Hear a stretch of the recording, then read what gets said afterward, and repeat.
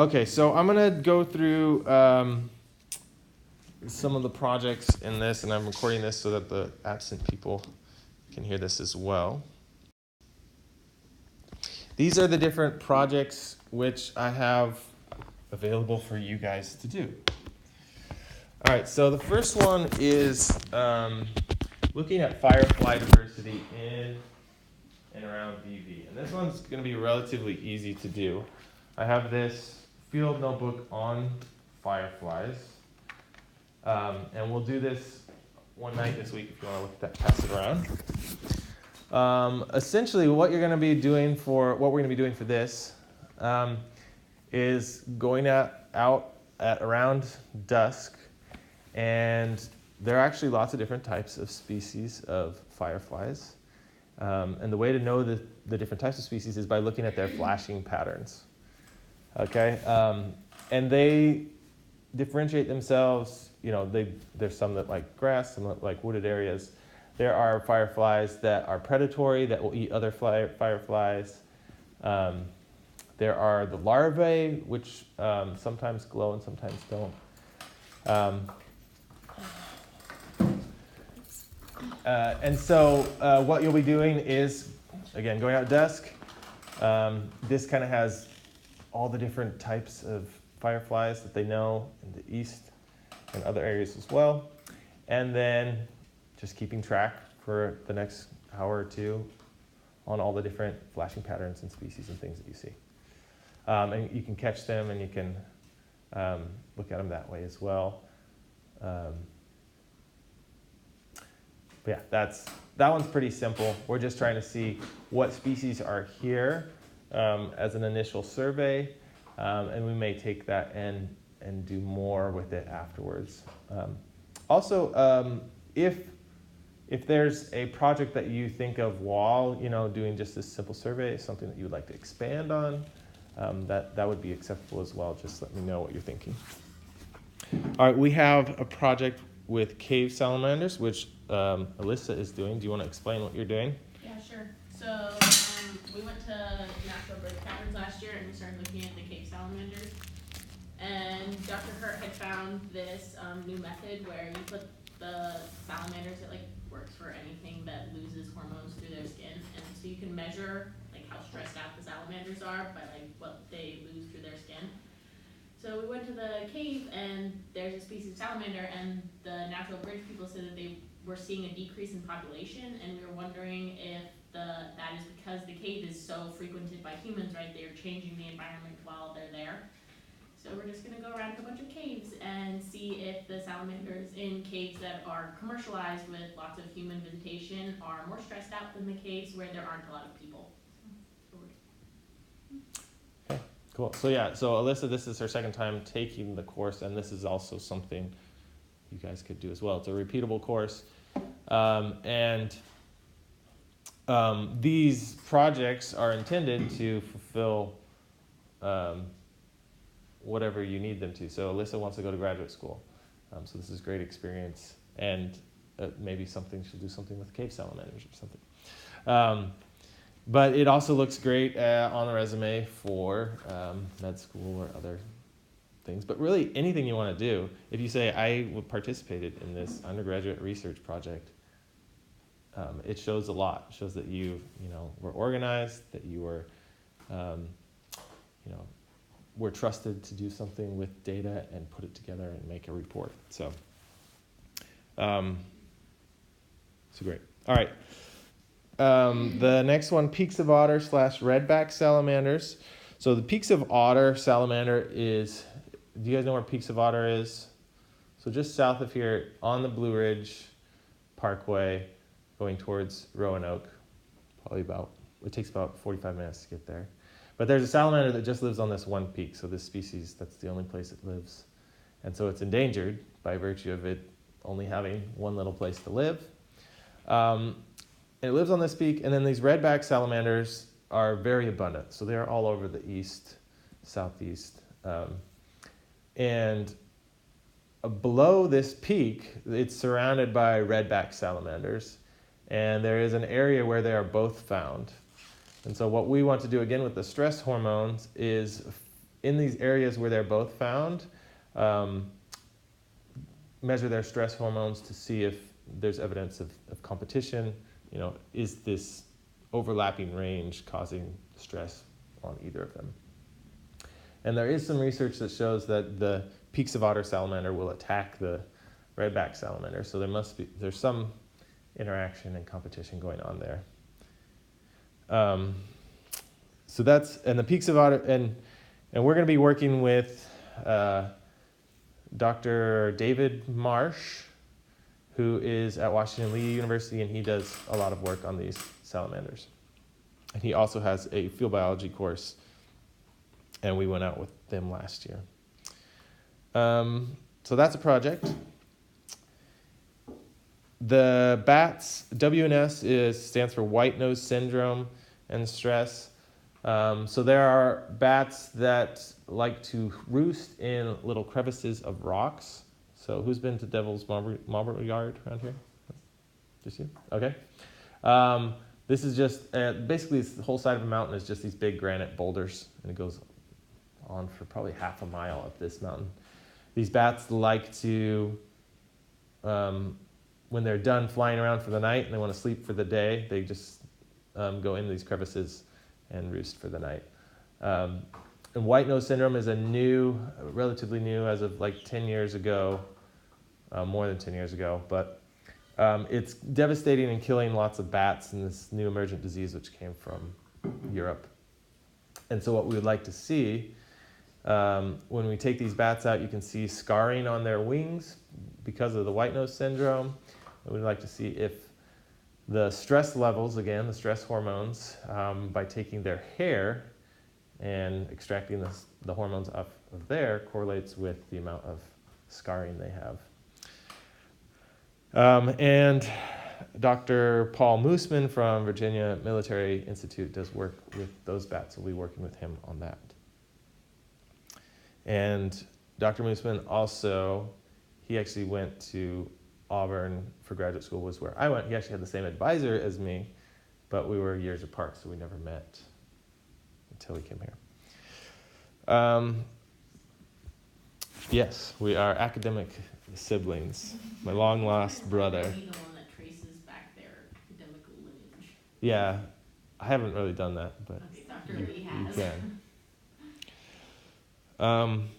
All right, the next one, coyote scat analysis. So this one is an idea that just I had recently, but coyotes like little trails and small roads that basically we have made, and it makes it easier for them to travel around. I've been up to or down to Balcony Downs. This is a member lives down there, and it's an old plantation. It's right up against the national forest, and there's some trails back there, and there's tons of coyote poop back there. And so with this, what we'll do is just collect the coyotes' scats and then dissect them and see what they're eating. And it's not as gross as it sounds. Their poo is actually really, really dry, and it's not like dog poop, which is probably the worst thing in the world. It's really dry, it doesn't stink, but you can see like little bits of bones if they've been eating small rodents, or fragments of deer skulls or whatever they've been chewing on should be in their scat. So we'll see, kind of do a diet analysis of the coyotes. This next one, mosquito fish. So Dr. Lee is going to be going out to different streams and looking at mosquito fish and looking at their sex ratios. He thinks, from his experience, that it's not 50-50, that there are more females out there than males. And so this will involve going out, catching these little fish, and then sexing them and determining how many are of each. So if that's of interest to you, I'll put you in touch with him. And then the last one here, so roadkill, FW stands for freshwater decay. So what I'm thinking here is taking roadkill, squirrels or whatever, put them in a cage and then lower them into a pond, and then just frequently check over and over and look at the types of organisms that are coming and eating, and the process of decay. And this is kind of a twofold process, two-pronged project. The first is, I think it'd be cool to see the process, because I don't think anyone's done anything like this before. They have done something similar with like whales, where when a whale dies in the ocean, it goes to the bottom, and they'll go down in submarines and look and see the process of decay and what scavengers are showing up at different times. So this would kind of be a much smaller scale, a squirrel in the bottom of a pond. But I think it'd be cool. And I plan on using like the GoPro and getting some footage of like, things eating it and stuff like that. But in the end, you should also have a fully clean skeleton that, the bugs have eaten all the flesh off this, and then you'll have a skeleton or a skull that we can add to our growing collection. Okay? So the first thing for you to do is to pick, you don't have to pick right now, but to be thinking about these and pick what you would like to do, and your group. We'll talk about that. I don't know if I want you guys to pick groups or if I should assign groups, because I might want you guys to mix things up a little bit. But for now, just think of what sounds interesting. And the first thing I'll have you do is write a proposal. So after you pick what you are doing, you're going to write up like what the project is. So I gave you kind of a rough description. You and your group can meet with me as much as you want and talk about it. I'm going to send you papers and talk about how to look up papers. We have these field guides as references as well. And then get some sort of proposal written for that first week. Okay, any questions? This all sounds like fun, right? All these things. Okay, good. All right, so this is our schedule for this week. Now, again, you don't have to go to everything. Just go to the things you can go to. But you do need to start, do need to remember that you need to have 50 hours, right? So after you get your project picked, I will still have a schedule, but it will be more set by you guys. So you guys will be taking on these projects, and we'll still advertise what everyone's doing, and everyone can still go and help everyone out. But the schedule will be more set by what you guys can do and what you guys have going on. Okay, so tomorrow we're going to go to Balcony Downs. We'll leave here at 1. So I had something at 12, but now I don't. We'll be here at 1 or meet down there at 1:15. Anywhere you need to go, I have a big Suburban. I can give you a ride. But if you don't have to ride with me. You're more than welcome to take your car or carpool together or whatever. And if you have to leave early, that's of course going to be the best thing to do as well. So we'll go down. Oh, I didn't talk about rodent traps. Okay, so one other project is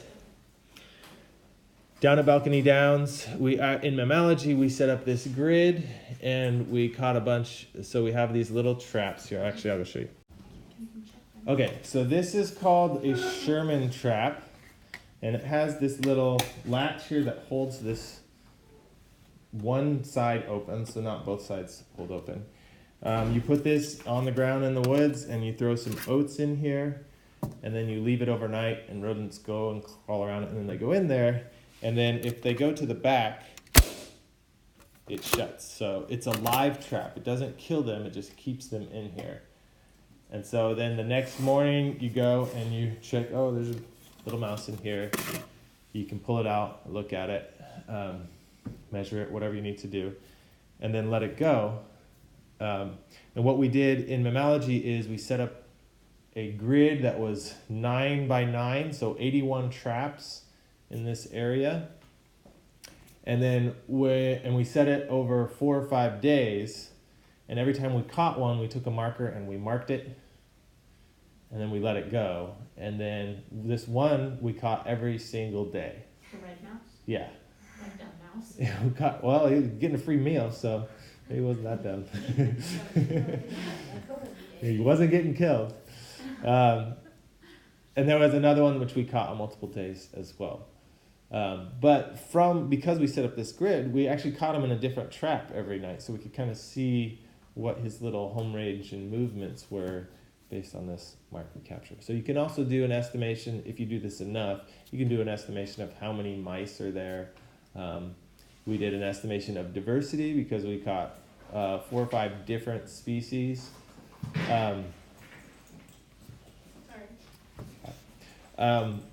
And so what we want to do is something similar, but looking at the diversity of an area which has been overgrown with invasive species and another area which it has not been.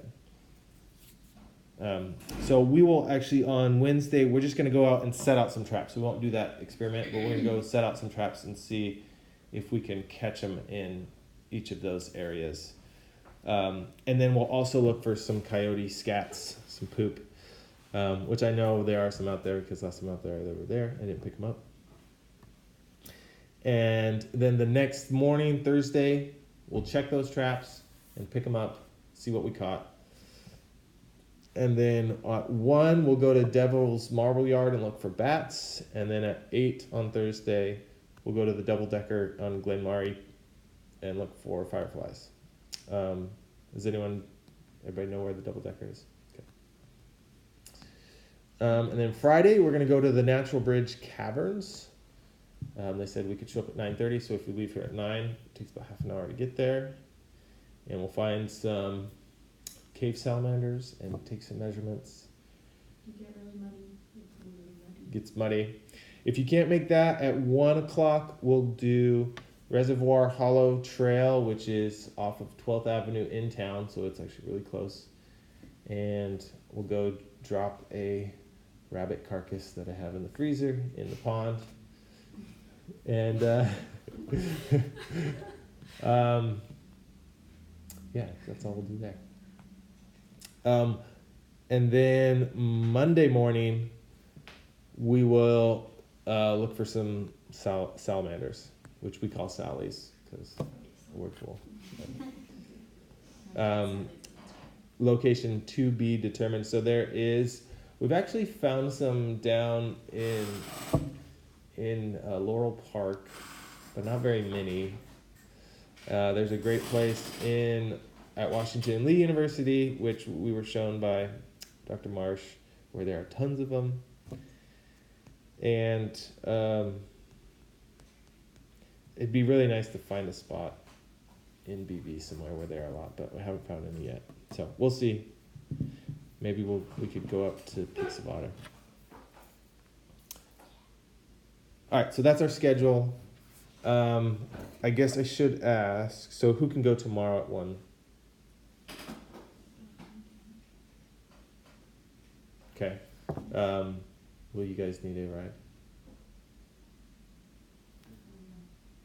You're just gonna drive? Okay. Yeah. Do you need a ride? I should be fine with that one, but Whatever you want. I'll be driving anyway, so. What's that? I would love to be your co-pilot, Dr. Hurt. Okay, great. So just meet here at 1 o'clock and we will drive down together. It's only like 10 minutes away. Who was it, President Brady's house? Yeah. Mm-hmm. But he's only going to be living there for the next month, I guess. Yeah. Okay. So you're not going to be able to make it? No, I'll go check the traps though the next. Okay. That's Cool. it's Just go back here. So there's also a really cool waterfall hike that's only like 15 minutes that we could go do while we're there, while we're looking for coyote scats. But we should be back no later than the scheduled time, which was what, 3:50 or 2:50. Yeah, it shouldn't take that long. Yes. I need to double check on that, actually. Okay. Are you meeting here at 1? Yeah.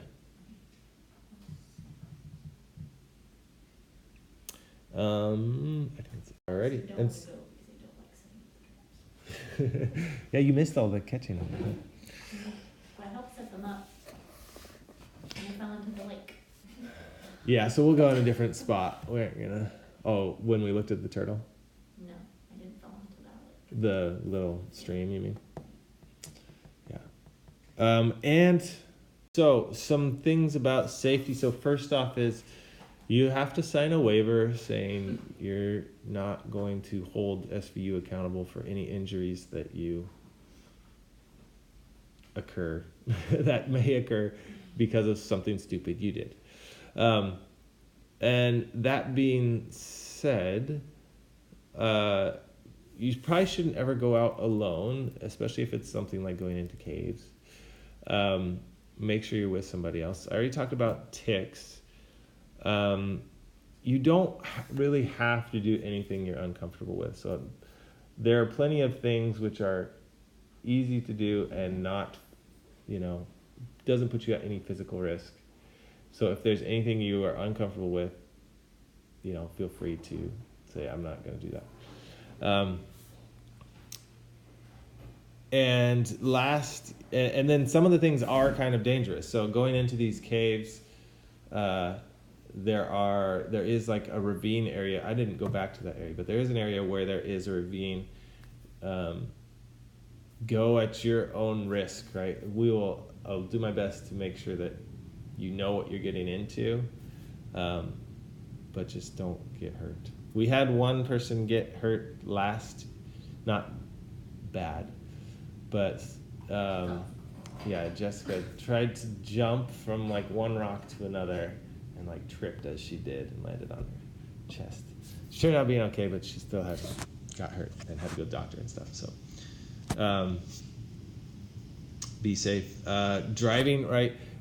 Driving, as I mentioned before, I will be driving pretty much everywhere you go unless you're going by yourself.